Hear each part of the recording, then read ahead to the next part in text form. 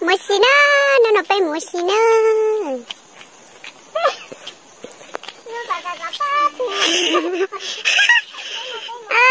là chị bu bay mua xí cho tới khó chơi rong câu nhà bay mua bể tên nó xí nó mua bể tên trong xí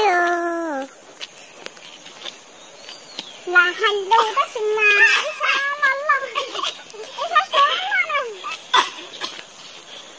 bay mua ở bay lạnh đẹp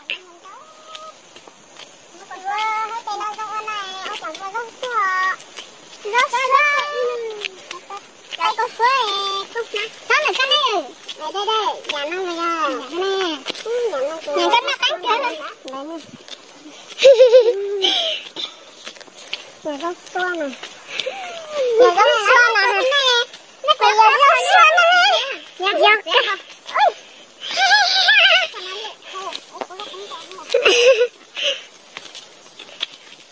vậy thay là vậy mà nó bị pan anh chị thì sao nó bắt cho nó anh ơi nó chỉ quất ổ sắc quất tao đi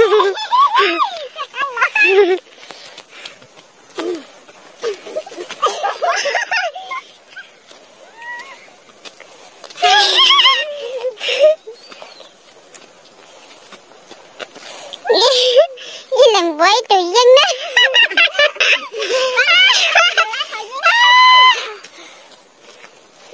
đi làm với tự dân đi chị tao còn hai lô đó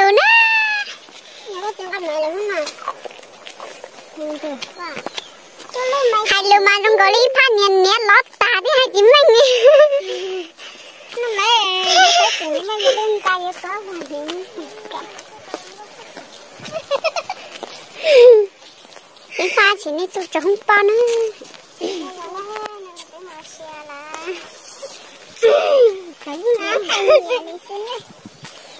lên từ tàu rồi với pa nó mà chỉ cho tay chỉ đi nữa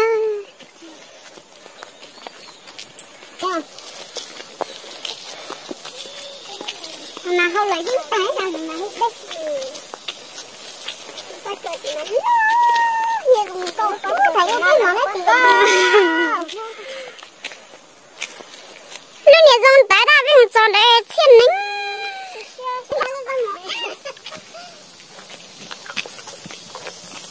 anh nính thì có áo sang vật đâu mà được rồi thế chị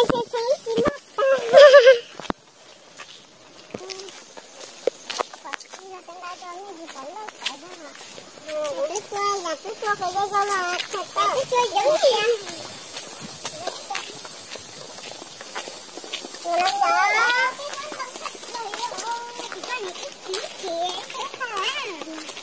Thằng nó ít ôi bún chả bây giờ. Cái thằng bây giờ làm gì lệ? Cái làm gì đấy xem trên cho hút ăn cả hai đấy mà. Nhưng mà khi chắc toàn đu đu nè. Làm gì rồi? Tí xem mua quá phát tiền thằng đu đu á lại ạ. Chắc phải ăn một cái ly hắn nào cái ly cả. Tụt tay vào, đánh mê vào ha. Mình đã chia ha. Bộ thằng bé à? Nào là chia vào ha. Tính là ha, gì thế cũng. Tính là có cái con là cơ. Em một cái gì? Em một cái gì? Có kỹ có cái. Nhưng nào có ăn đâu ha, nhà ngủ hắn nào là chung này á.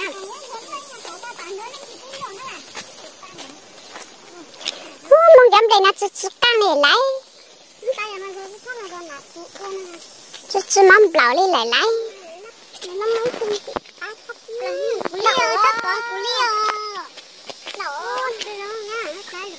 con lia thổ tư có sĩ tôi cho rồi na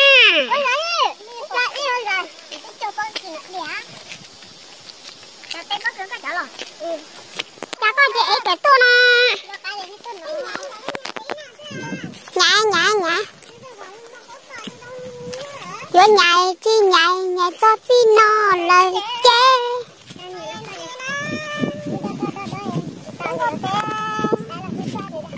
cho nên một xe tay thở nữa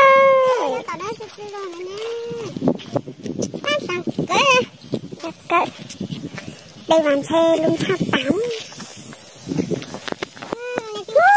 cho kiểu nỉ ê quên lên đi học cái của bác con không phải quên không phải không phải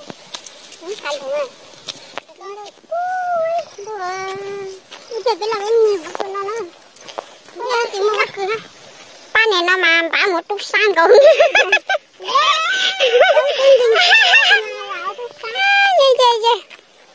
ba này nó mà bả một chút sang cũng chỉ nhận nhìn tiền đi đó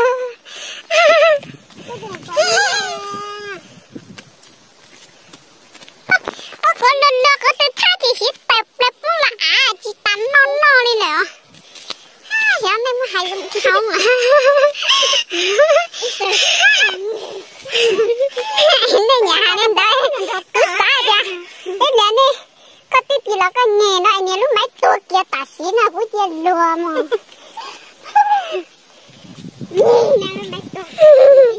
mấy tuổi sao nè mấy chị tuổi giờ tôi tha để ông chỗ thì là tuổi vậy thì ta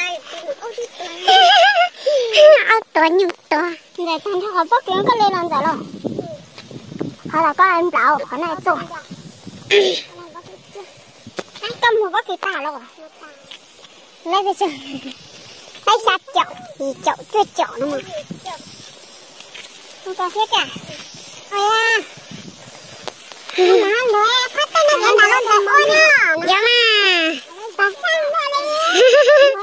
dạ ôi hạt pa nó này chỉ xin lúa xin đau này mà này tía dưới chân nó cái ôi tao xin lúa xin đau nó tập bao ấy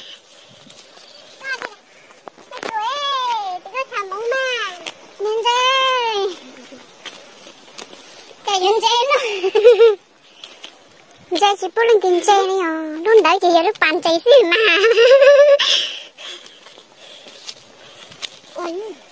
bao để giống đầu chập lại chỉ nhờ móng cầu lên xí nữa nhảy ra mấy tuổi lại mấy chị có hay lùa anh chị hay lùa đó nó không nhà nó cái từ nãy thế thân luôn á này cả chị sai nữa cả chị có tham gia này lúc YouTube ya nếu YouTube hay tiếng không mong xong rồi nè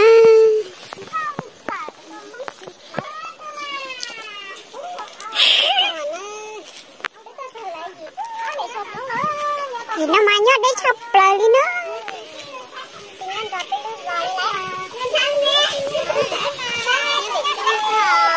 này đâu có đây này trong hãy khẩu su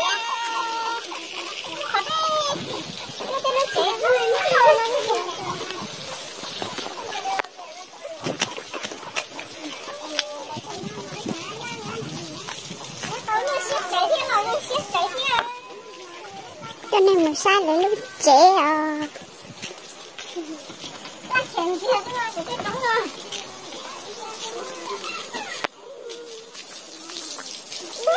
ya phải tên nó mặc cả xe tiệt bia đi đó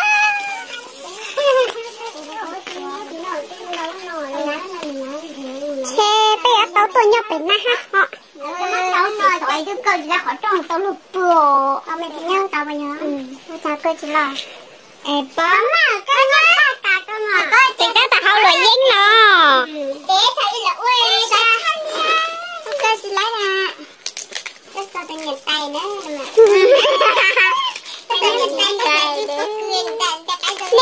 chẳng có khá tuổi nè tay chỉ số một chỉnh nè tay mà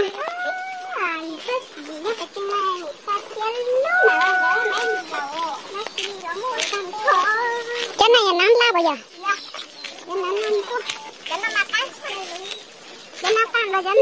chút tan tạt ta đấy xong xuyên tạt ta đấy anh nữa là tạt kia chứ là một giống tan nọ mà khiến ta cười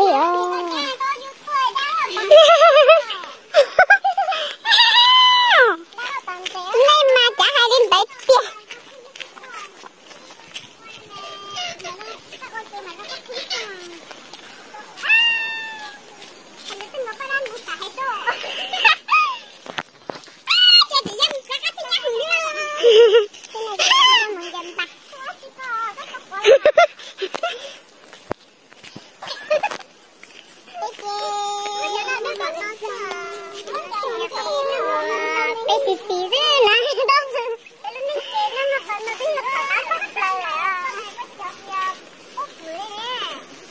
có một hai chỗ này câu ấy xin à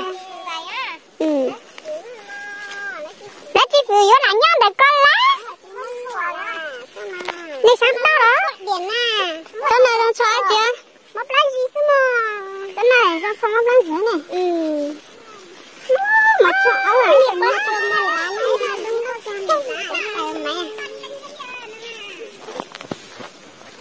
Chọn tao trong hộp béo. Nhớ béo nào mà. Còn đi chập rồi đi chỉ cho mình đọc đi. Thế mà nhớ bốn đàn trung. Nè nó to đàn trung to đó. Lại tụi mình nhớ bốn đàn trung to nhé. Ôi xót nhé.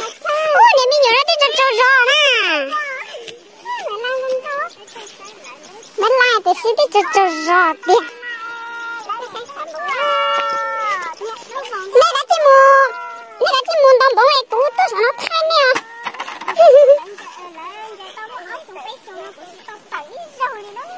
Tại vì nó chơi lì thịt đi à.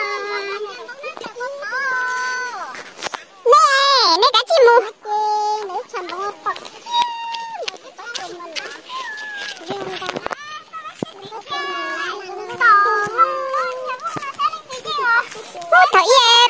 Thấy bây giờ tôi chia cắt thì nó nữa. Bây giờ tôi tham nữa. Bây giờ tôi tham mà tôi tao nó quay. Ủa đi chị tao. Quay chân mà. Nắm chú chú không chỉ là. Thì đấy tụi em chú chú hắn có không. Này là sao càng tên hoặc là lấy giống như chặt tay nữa. Thì đấy tụi em. Mỗi tay chú tao tí.